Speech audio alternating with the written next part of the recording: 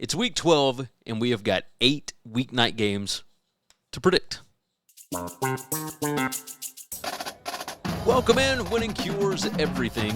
It's a college football podcast. I'm your host, Gary Seegers, at GaryWCE on all of the different socials. Most active on X, of course. And thank you for jumping in the video. We've got 8 weeknight games that we are going to predict today. We've been doing this for weeks at this point, dating all the way back to when Conference USA started.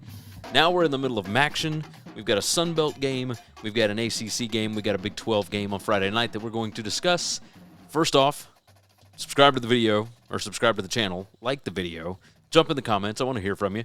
And make sure you subscribe to the podcast as well. Go ahead and check out buymeacoffee.com/winningcures if you like the spreadsheets. I've got a fun matchup simulator comparison tool, whatever you want to call it, over there. So buymeacoffee.com/winningcures. Now, let's get to the games. Game number 1, Tuesday night, 6:30 p.m. Central Time, God's time zone on ESPNU. Kent State is headed to Akron. 2 Ohio teams getting ready to go at it. Akron has been playing pretty well as of late. The line right now is Akron minus 5.5. Now, I'm doing this on Sunday afternoon. Got some things I got going on this week, so I'm having to do this a little early. But right now, Akron minus 5.5. Well, my projected stat spread has it Akron minus 5.65, so I'm pretty much dead on the number. Although I have the score significantly lower, but it is what it is. We've talked about my totals. My power rating's pretty good. My stat simulator pretty good. Totals, not so much. Either way. My last 4 weeks, I've got Akron by almost 11 points. Now, Kent State had been playing really, really well. Last week, ended up giving the game away to Ball State. Really, Ball State should have that thing won multiple times, it felt like. But regardless, Kent State still one of the least talented teams in the country, but so is Akron. I was surprised when I saw Akron minus 5.5, even at home. And then the last 4 weeks, Akron minus 11. But if you look, Akron 3-2 at home, plus 12.4 so far this year at home. Kent State 1-4, minus 4.2 against the spread so far on the road this season. Akron 6-4 over the last 2 years at home, and Kent State 3-9 on the road, minus 6.3. So there is a difference when Akron is playing at home. Certainly makes sense here. But you look at it, number 111 in PPA margin. Kent State is still number 132. They had been playing better for a little bit. Then they dropped back down. Carney got the full-time gig, is what it is. Now we look at, penalties per game. Akron is better. Turnover margin, Akron is better. Net explosiveness, just overall explosiveness, kind of surprising, but Akron is better at that as well, although both of these teams are not very good at it. Both are outside of the top 120 as far as special teams efficiency. So, honestly, even though Akron is favored by 5.5, this could be kind of a coin flip game. Akron right now, 4-6. Kent State, 3-6, straight up on the season.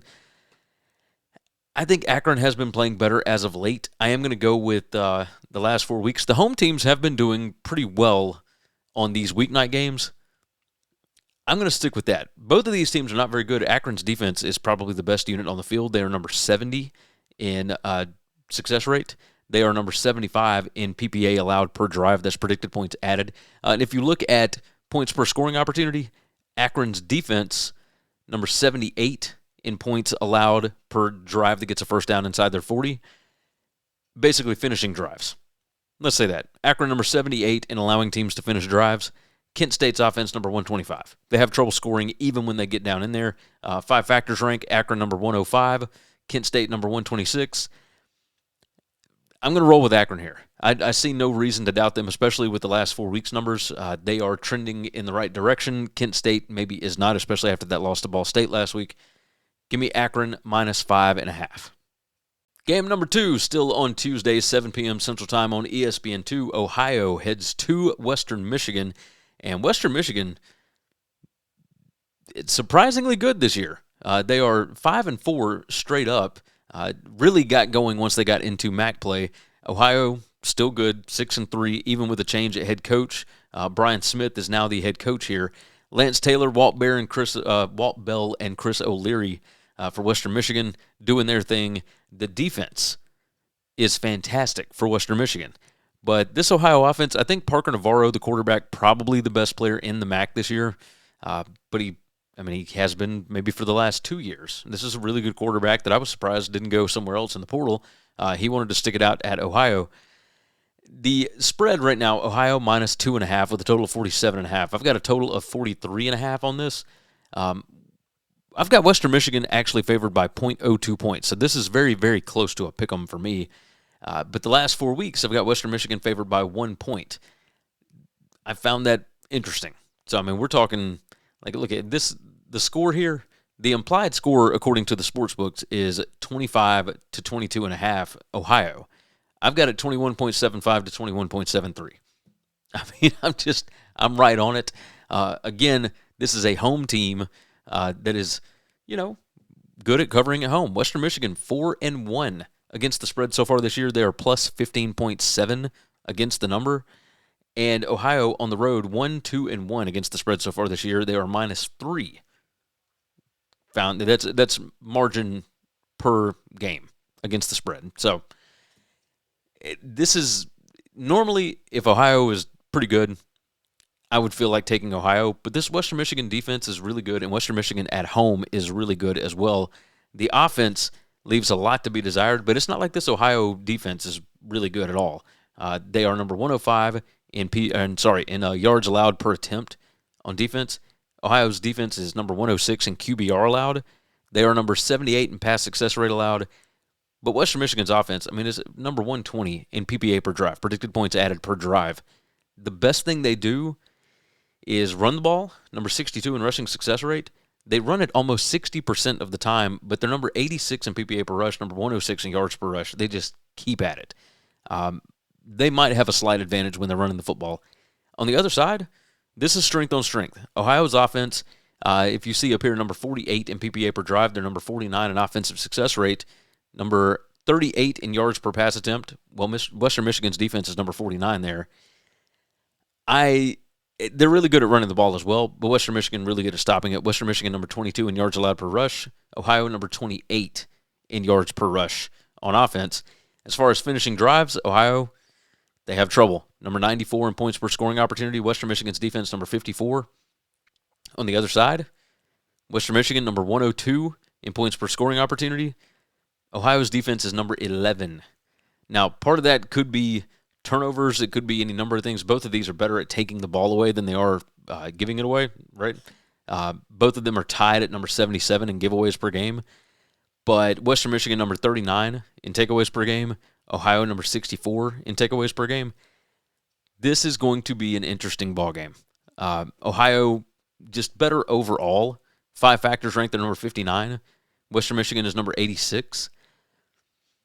I think these are two really equal teams, and you've got the home team that is getting points. I'm going to take Western Michigan. So give me the Broncos at home, plus 2.5. If it gets to a 3, I'm probably going to, that'll be an official play for me over at buymeacoffee.com/winningcures. But yeah, Western Michigan, I think they've got a slight advantage here. I think this defense is really good. So give me the Broncos, plus 2.5. Are you tired of sore knees or joints slowing you down? Go Sleeves uses built-in kinesiology tape technology to give you support, reduce pain, and help you recover faster.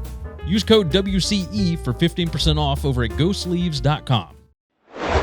And if you haven't already, go ahead, subscribe to the video, subscribe to the channel, good gracious, like the video, and of course, jump in the comments and let me know your picks on these games. Game at number 3, we move to Wednesday night, 6 p.m. Central, and of course, we are still in Maction, Central Michigan, hosting Buffalo here. We are getting to the nitty-gritty as far as who is going to represent the MAC in the MAC title game. That's what we're looking for here. And our spread right now, Central Michigan favored by 2.5 points, total of 43.5. I've got Central Michigan favored by 1.79. Over the last 4 weeks, though, Central Michigan has been playing a lot better. I've got them favored by a little over a touchdown. Power rating, I've got Central Michigan by 2. So I'm pretty close to the number. Favored by less than a field goal, that totally makes sense to me. Central Michigan, number 62 in PPA margin. They have really come on since hiring Matt Drinkall. He was the offensive line coach at Army. They're doing a really good job. On offense, they run the ball almost 70% of the time, but they're not great at it. What they are great at is throwing the football, and they never do it. Number 132 in pass rate. They throw it less than 30% of the time. Just wild. Number 11 in PPA per pass. Number 6 in QBR. Number 32 in passing explosiveness. And yet, number 100 in passing success rate. So it's not like it's all the time, but they hit for some big plays pretty frequently. They're number 107 in rushing success rate, even though they run it 70% of the time. Buffalo's defense is probably the best unit on the field. Number 38 in PPA allowed per drive. That's predicted points added per drive. They're number 19 in defensive success rate, and they are really good against the run. And if Central Michigan continues to try and run the football on them, that's going to be an issue. They're number 14 in rushing success rate, number 12 in rushing explosiveness allowed, number 26 in yards allowed per rush. They are number 6 in points allowed per scoring opportunity, and Central Michigan can't finish drives, number 81 in points per scoring opportunity. Buffalo also, which this makes sense, Pete Limbo being their coach, number 26 in special teams efficiency. Central Michigan, number 94 in special teams efficiency. Now, on the other side, when Buffalo has the ball, their offense, not very good. Obviously, you can see up here, number 99 in offensive success rate. Central Michigan is number 71 in defensive success rate. They're very balanced, Buffalo is, as far as running and throwing the football. Their pass rate is number 53. Their rush rate is number 80. But it's basically 50-50, right? Very, very close on both of those. The defense for Central Michigan, a lot better against the pass than they are against the run. However, it's not like Buffalo specializes in either one of these things. There's nothing about them that really shows anything. They are pretty good at finishing drives. I say pretty good, as in they're slightly better than what Central Michigan does. And Central Michigan's defense is not great at keeping teams out of the end zone. Number 84 in defensive red zone touchdown rate. They're number 82 in points allowed per scoring opportunity. Buffalo's offense, number 78 in points per scoring opportunity. 5 factors rank. Buffalo, number 77. Central Michigan, number 87. So these teams are pretty close when it comes down to it. Central Michigan, 3-0 against the spread at home. They are plus 8.5. Buffalo, 2-2, and they are plus 0.3 against the spread on the road. So Central Michigan, much better at home, and you can tell that basically since last year. They are 7-2 against the spread at home over the last 2 years. Buffalo, 5-5 against the spread, minus 2.6 over the last 2 seasons on the road. The Buffalo defense, certainly the best unit on the field. They are great in the red zone, but this is a game that I feel like could come down to field goals and all that kind of stuff, which would certainly lean in Buffalo's favor. Penalties per game, that is in the favor of Buffalo. Turnovers, as far as turnover margin, that's in the favor of Central Michigan. Central Michigan is at home. I feel like they play better at home. Buffalo, they have just underwhelmed me completely this year. And if you look at strength of schedule, number 136 for Buffalo, number 89 for Central Michigan. I think Central Michigan is the better team. I'm getting them under a field goal. I don't feel great about this one, but what we do on the show is we make picks. We go with sides. I'll take Central Michigan minus 2.5 at home. Game number 4, and we are staying on Wednesday, 6 p.m. Central Time, God's time zone, on ESPNU. Northern Illinois goes to UMass, and these two teams are woof, right? Just not good. UMass, the only winless team in FBS right now, 0-9. They are 2-6, and one of these is against an FCS team, but they are 2-6 against the spread. Northern Illinois, 2-7 straight up, 2-7 against the spread. NIU is 1-4 against the spread on the road. UMass is 1-3 against the spread at home, so there is no real advantage for home field or anything like that. You start looking at PPA margin, number 135 for UMass, number 131 for Northern Illinois. 10.5 feels like a lot of points, especially over the last 4 weeks. Northern Illinois just got trounced last week by Toledo, but UMass also got whipped by Akron, which is way worse. I mean, the the point margins were basically the same, and UMass played a significantly worse team than NIU did. So they're almost daring you to take UMass because UMass has played below the expectation so many times this year. I mean, they are just atrocious.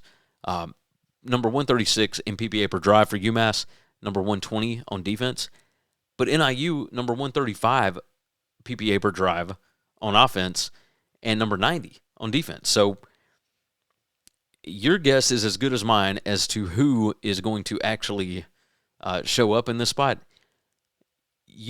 Normally you would think UMass at home, catching points, this is another bad team. And when you bet on a bad team, you're betting on that bad team to be good, right? Like, and that's, my dad taught me that years ago. I've already said it on this show multiple times this year.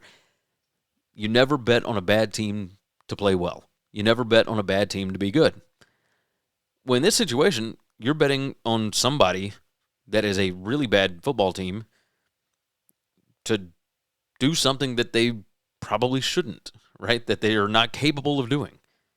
Like, this is, all of the offensive stats for UMass are bad. All of the defensive stats for UMass are bad. The only thing that I can come up with here is that NIU's defense is really good against the pass. I say really good. They are number 42 in QBR allowed, number 49 in yards allowed per pass attempt, number 13 in passing explosiveness allowed, but they are number 85 in passing success rate allowed. UMass is number 129. UMass is so far down the database as far as explosiveness goes that I don't even have them on here. I mean, it's oh, I got to fix that. But that lets you know that they are like number 136 in explosiveness. They are here. You can look right there. Offensive explosiveness in a, defensive explosiveness in a, I mean, they're bad. They are so bad. Points per play margin, number 136. They are number 136 in points per play, number 122 in points per play allowed. Until further notice, there is just no way that I'm going to take UMass, regardless of what the number is. Thomas Hammock and company, I don't necessarily believe in them, but when it comes to playing UMass, yeah, probably. I've got Northern Illinois by 5.5. My power rating has them by 6.6. Last 4 weeks, I've only got them by 1.39. But UMass plays so poorly that I really got to fix that database. I've still got them as an FBS independent. UMass is part of the MAC now, in case you did not know. But, yeah, I think, if nothing else, Northern Illinois' defense is pretty good. So I don't believe that they're going to be able to score here. And Northern Illinois, I could see them getting 3 or 4 touchdowns here, maybe 4 touchdowns. Because I think that's kind of the baseline against UMass's defense. I don't know that UMass can put up more than like 10 points. If they couldn't put up more than 10 points on Akron when they allowed like 44 or 45, whatever it was, Northern Illinois, I think, will be able to slow them down as well. So 10.5, give me the Huskies. Minus 10.5. I'm going against the number. But, man, again, UMass is so bad. NIU minus 10.5. Are you looking to catch your favorite team or concert live? TicketSmarter makes buying tickets safe and simple. And with our promo codes, you save big. Use WCE10 for $10 off an order of $100 or more, or WCE20 for $20 off $300 or more. Grab your tickets now at TicketSmarter. If you like the spreadsheets that we're working with here, go and check out buymeacoffee.com/winningcures. There's a link in the description. It's $5 a month, $50 for the year. They might come in handy when it comes to playoff time. They might come in handy when it comes to conference championship games or for the rest of the regular season, all that. And you would be supporting me. One-man operation here. I edit all these videos. I do all these numbers. I love college football. So if you want to support me, go and check it out. Buymeacoffee.com/winningcures. All right, game number 5, still staying in Maction. This one on Wednesday night. Again, 6 p.m. Central on ESPN2. And this is a fun matchup. Miami of Ohio at home hosting Toledo. Now, this is, the numbers are always weird on Miami of Ohio because they never really start playing until they get to conference play. Chuck Martin They play very difficult teams, typically. I mean, they're number 121 in current strength of schedule, but they play Power 4 teams in their non-con. They don't really care about them. And then they get into MAC play, and they're world beaters. Like, they probably should have beaten Ohio last week, if we're looking at the box score and being honest, right? They had a really good chance to win that game, even on the road. They've only got one loss in conference play. Toledo just destroyed NIU last week. But if you look, they are 1-3 against the spread on the road, minus 12.6.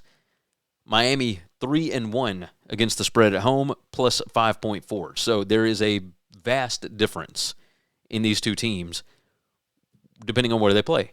Toledo right now is favored by 3.5 points, total of 44.5. I've got a total of 42.5 on this. I've got Toledo favored by 4.5 based on full year stats. My power rating only has Toledo by 2, and the last 4 weeks' numbers have Miami favored by 5. Pretty wild, huh? Pretty wild. Okay, so let's dive in. PPA margin, Miami is number 60. Toledo is number 6. You would think that would have something to do with the current strength of schedule, all that kind of stuff, but no. I mean, these two teams are pretty equal when it comes to that. The Toledo defense is so good. They are so good. And Miami's offense is not exactly anything to write home about. Number 79 in PPA per drive. Toledo's defense, number 2 in PPA allowed per drive on defense. Miami likes to run the football, and they are better at running the football than they are at throwing it. However, they score more points throwing the football. They are number 52 in PPA per pass, but they are number 86 in passing success rate. They are number 63 in rushing success rate, but number 80 in PPA per rush. They are 57th in yards per rush. Toledo is number 5 in yards allowed per rush. Toledo beats up on really bad teams, typically. But when they go on the road, it's anybody's ballgame. They especially don't play well as a double-digit favorite on the road. But they are, again, this year, 1-3 against the spread on the road, minus 12.6. Again, Miami 3-1 against the spread at home, plus 5.4. And you start diving into 5 factors rank, number 60 against number 42. Toledo, more talent, number 84 in overall talent rank. Miami, number 90. Miami is better on special teams. These two teams are basically equal when it comes to turnover margin. Toledo a little bit better at not giving the ball away. But also, they both average around 1 giveaway per game. Is what it is. Penalties per game, that's in Miami of Ohio's favor. And again, Chuck Martin, that bunch plays so much better once they get into conference play, because I think they understand, hey, we're just trying to win this conference. We are not worried about these non-conference games. This is just pregame, or preseason. This is to get us ready for the conference slate. And they do it year in and year out. And they have for years and years. It doesn't matter who's on their team. Just is what it is. Toledo's offense, pretty good. Tucker Gleason and company, number 32 in PPA per pass, number 70 in PPA per rush. They're number 38 in yards per pass attempt. Miami's defense is number 18 in yards allowed per attempt. Miami's defense pretty good against the pass. Not as good against the run, but they are 46th in yards allowed per rush. They are number 22 in rushing explosiveness allowed, number 83 in rushing success rate allowed. Toledo, number 36 in yards per rush, but number 95 in rushing success rate allowed. Now let's look at who can finish drives. Toledo, 52nd in points per scoring opportunity. A scoring opportunity is when you get a first down inside the opponent's 40-yard line.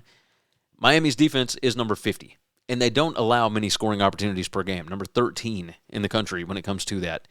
On the other side, Miami number 69 in points per scoring opportunity. Toledo's defense is number 25 in points allowed per scoring opportunity. So really, what this boils down to is both of these teams are pretty equal.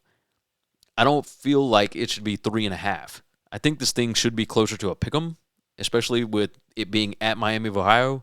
But Toledo is going to be favored in basically every game that they play in the MAC, always. So I think Miami of Ohio at home plays significantly better, especially considering their backs are against the wall and they have to win because they lost last week. Toledo, coming off of a massive win at home against NIU, they don't play well on the road anyway. Give me Miami. Miami plus 3.5 here. Game number 6, we moved to Thursday night. This one is a Sun Belt competition, and this one 6:30 p.m. Central Time on ESPN. Troy heads to Old Dominion, and Old Dominion currently favored by 10.5 with a total of 52.5. I'm going to tell you, I have Old Dominion by 8.11. My power rating has Old Dominion by 6.2, and my last 4 weeks number has Old Dominion minus 2.16. Troy, before they lost last week, they were 6-2. They are now 6-3. Old Dominion is 6-3 as well. Troy plays significantly better away from home. Plus 15.6. They are 4-0 against the spread on the road so far this season. Old Dominion just 2-2 at home. Plus 9.1. So they beat up on somebody really good. The rest of the time, not so much. They are 4-6 against the spread at home in the past 2 seasons, and Troy on the road 7-3 against the spread in the last 2 seasons, plus 6.7. So let's take a look. The Old Dominion numbers are really, really good. Number 24 in PPA margin, they really racked those things up early on. That offense was clicking. They've got Kevin Decker, who I think gave some different looks as far as, Sun Belt competition had not really seen something like this. But James Madison caught on to it. Everybody has caught on to it. Marshall certainly was able to put up some points on them, etc. This was, Old Dominion looked like they could be in contention for maybe that G5 playoff spot, and instead, not so much. They've lost a couple of games here. Is what it is. Old Dominion, number 15 in PPA per pass. They are number 69 in PPA per rush, but they are number 15 in yards per rush. Troy's defense is pretty good, but not great against the pass, and, hit or miss when it comes to stopping the run. They're also not great on on offense. Number 81 in PPA per pass, number 91 in PPA per rush, number 125 in yards per rush, and they are number 84 in yards per pass attempt. This Troy team is just overall not a great football team, but on defense, they are number 58 in points allowed per scoring opportunity. Old Dominion is number 45 in that. And on offense, Troy is number 63 in points per scoring opportunity. Old Dominion's defense is number 47. Turnover margin, Troy is significantly better. Old Dominion, number 135 in giveaways per game. I don't know if that's something that you can coach out of a team. They are number 123 nationally in interceptions thrown per pass attempt. Troy is number 45 in interceptions gained per pass attempt defended. Old Dominion, number 133 in fumbles lost per rushing attempt. Troy's defense, number 42 in fumbles gained per rushing attempt defended. So all of the numbers say that Old Dominion should probably cover this. They're better on offense. They're better on defense. All these things. But if you keep giving the other team opportunities, then eventually the dam's going to break. I think it does the same thing here. Again, Troy plays significantly better on the road for whatever reason. The last 4 weeks has got Old Dominion by 2.16. Even my full season stat spread has got Old Dominion by 8. At some point, you are what you are. Old Dominion gives the ball away a lot. This seems like a lot of points. I'll take Troy plus 10.5 here. Stop guessing and start winning. Stochastic provides advanced data and strategies for DFS players and bettors, built by pros who know how to find edges. Click the link in the description and sign up today. Why struggle doing everything yourself? On Fiverr, you can hire professionals for just about anything. Marketing, editing, design, and more. Save time, get it done right. Click the link in the description to get started. Like the video, subscribe to the channel. It's free to do that, right? That helps me out tremendously. And, of course, jump in the comments and give me your picks on these games. I want to know what you think about the weeknight slate. Game number 7 to the ACC we go, and Louisville is hosting Clemson. Louisville got upset last week by Cal, and I say last week, it was just a couple of days ago, but they lost at home They are still in contention for the ACC, but that's what Jeff Brom does. Shows up for big games.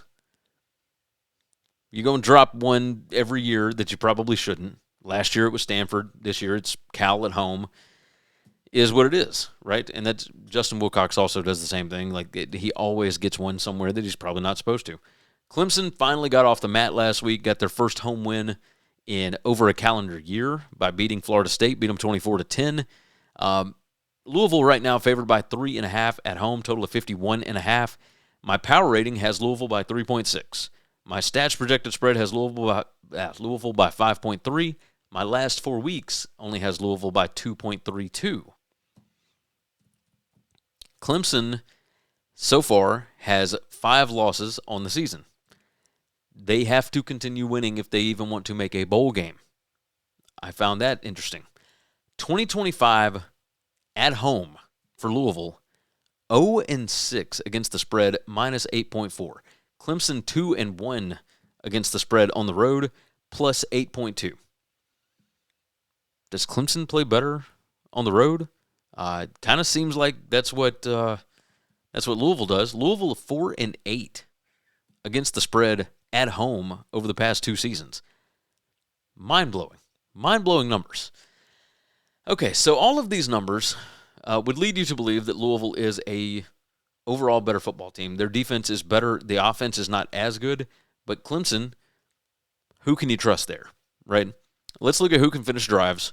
The Clemson defense, number 19 in points allowed per scoring opportunity. Louisville gets a first down inside the opponent's 40-yard line, a.k.a. a scoring opportunity. The 12th most in the country, 7.75 drives per game that they get a first down inside the opponent 40. They're number 84 in points per scoring opportunity, only 3.66 points per drive. Clemson, number 19 in points allowed per scoring opportunity. On the other side, Clemson, number 41 in points per scoring opportunity. That they don't get down there as often, 6.38 drives per game that they get a first down inside the opponent 40. But Louisville's defense, number 45 in points allowed per scoring opportunity. Turnover margin, Louisville much better, number 49. They are great at taking the ball away. Number 15 in takeaways per game, but they are number 104 in giveaways per game.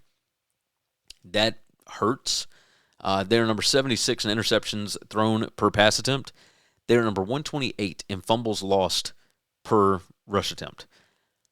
But Clemson is only number 83 in takeaways per game.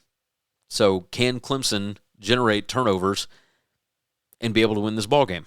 Clemson, you would think, has an overall talent rank or a talent advantage, but I mean, it really hadn't shown itself much this year. As far as running the football, Clemson's not been very good at that. They are pretty good at passing it. Louisville's defense is elite at stopping the pass. Number 12 in yards allowed per pass attempt, number 14 in QBR allowed, number 8 in PPA allowed per pass. Significantly better than what Clemson actually does on offense. 5 factors rank, Louisville is number 36, Clemson is number 44. And again, Louisville just finds ways to lose these kind of games at home so far this year. 0-6 against the spread at home is just nuts for a 7-2 football team. I don't trust them very much, but I also don't trust Clemson. So this is a wild one. If you're putting your money on this, cheers to you. On this show, we make picks even if we don't necessarily like the game all that much. So we're going to pick a side here. I think that I'm going to go with Clemson on this one. Even at 3.5, that's going against the number. Last 4 weeks, though, again, Louisville minus 2.32. I think Clemson might have found something last week. Louisville is now in a very precarious situation if they're wanting to get to the ACC championship game. How do they react? How do they respond after losing at home to Cal in overtime last week? I'll take Clemson. Back against the wall. Clemson needs to make a bowl game. Dabo's got them kind of feeling themselves at the moment, especially showing up against Florida State like that. I'll take Clemson plus 3.5. Last game on Friday night. This one at 8 p.m. Central Time, God's time zone, of course, on Fox, Oregon. After a big win in Kinnick last week, they are hosting Minnesota. And right now, Oregon is favored by 20.5 with a total of 46.5, and Oregon is beat up. I mean, just all over creation. They are beat up. which is why the number is lower than it probably should be. My stats projected spread has Oregon by 25.89. My power rating has Oregon by 20. And my last 4 weeks has Oregon by 24. If Minnesota has Darius Taylor healthy, they could muck this thing up. They could make this ugly. Otherwise, I think Oregon's going to be glad to not be in 33 degrees and raining and snowing and whatnot that they were in Iowa City last week. So Oregon still number 2 in PPA margin, number 3 per drive, number 7 in PPA per drive on defense. Minnesota's offense, it's like worlds different when Darius Taylor plays. But even still, so far this season, number 103 in PPA per drive. They're number 44 in PPA allowed per drive on defense. Number 89 offensive success rate for Minnesota, number 72 defensive for the Golden Gophers. Oregon, number 14 on offense, number 18 on defense as far as those go. Available yards margin, Oregon is number 1. They're number 6 on offense, number 2 on defense. I'm not seeing where Minnesota is going to be able to hang in this one. Oregon, number 32 in special teams efficiency. Minnesota, number 119. Penalties per game, both are inside the top 20. Turnover margin, both are inside the top 50, although Oregon number 21, Minnesota number 49. 5 factors rank, Oregon is number 3, Minnesota number 57. But I think Oregon is going to run away with this thing in the first half. Oregon number 2 in first half point margin, Minnesota number 105. One of these two teams plays significantly better in the first half. Now, you could also say that about the second half when it comes to Oregon, but first half is a world of difference. One that's a top 2 team, the other outside the top 100. Big difference. Oregon at home, 3-2 against the spread at home, +4 there. Minnesota, they are 2-6 against the spread so far this year. They are 6-3 straight up on the season, but they are 0-3 against the spread on the road, -20.7. They have been bad away from home. And now they got to go back out to the West Coast again. We already saw them go out to Cal. And just they did not look good out there at all. Oregon, 6-6 against the spread the last 2 seasons at home, but they are 3-2 so far this year. This is the kind of spot where Dan Lanning and company didn't look great at Iowa. The last time we saw them not look great was against Indiana. And the next week they came out at Rutgers and just boot to rear end, right? Especially in the first half. My projected first half margin is Oregon -12. I think it could be worse than that. I mean, that's based on season averages and power rating and all that kind of stuff. I think it could be worse than that. Even with the injuries, even with all that, I don't see Minnesota being able to hang in this ballgame. There's nothing that tells me that. Special teams, being able to finish drives, like Minnesota's not as good at stopping teams from getting into the end zone. I don't see it. But we'll see. I mean, Minnesota has surprised me on a Friday before. Granted, that was at home against Nebraska. This Oregon team is worlds different than that Nebraska team. So, in this one, I'm going to roll with it. Give me Oregon -20.5. All right, let's recap it. Akron -5.5, Western Michigan +2.5, Central Michigan -2.5, NIU -10.5, Miami of Ohio +3.5, Troy +10.5, Clemson +3.5, Oregon -20.5. Again, check out bettingcfb.com or buymeacoffee.com/winningcures if you like the spreadsheets, if you want to check out the matchup comparison tool, etc. You can do that. And, support the show. Subscribe to the channel, like the video, jump in the comments. Let me know what your picks are for this week. And, we're feeling good. We went 7-2 in weeknight games against the number last week. Hoping for the same this week.